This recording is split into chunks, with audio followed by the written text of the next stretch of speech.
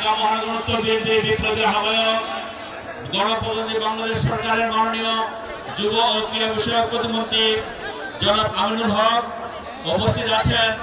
আমার সহযোদ্ধা বন্ধু ঢাকা মহানগর উত্তরের ঢাকা সিটি কর্পোরেশন উত্তরের বিপ্লবী প্রশাসক শরীফুল ইসলাম মিল্টন সহ উপস্থিত নেতৃবৃন্দ, বাড্ডা থানা বিএনপি নেতৃবৃন্দ, ঢাকা মহানগর উত্তরের বিভিন্ন পর্যায়ের নেতৃবৃন্দ, সহযোদ্ধা সাথীরা, আসসালামু আলাইকুম।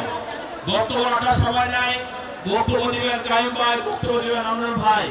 আমি শুধু একটি কথা বলতে চাই যে আশা ভরসা নিয়ে আজকে তারেক রহমানের নেতৃত্বে সারা দেশের মানুষ তারেক রহমানের উপরে আস্থা রেখে বিএনপিকে নির্বাচিত করেছে। আমরা মাঠ পর্যায়ে থেকে আমরা আমাদের নেতাকর্মীদেরকে ঐক্যবদ্ধ করে আমরা মানুষের আস্থার প্রতিফলন ঘটাবো ইনশাআল্লাহ।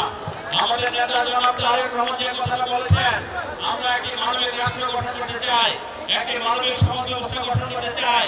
সেই মানবিক রাষ্ট্র, মানবিক সমাজ ব্যবস্থা গঠন করার জন্য আমরা যে যেখানে আছি, যে অবস্থায় আছি, সেখান থেকে সর্বোচ্চ অবদান রাখবো।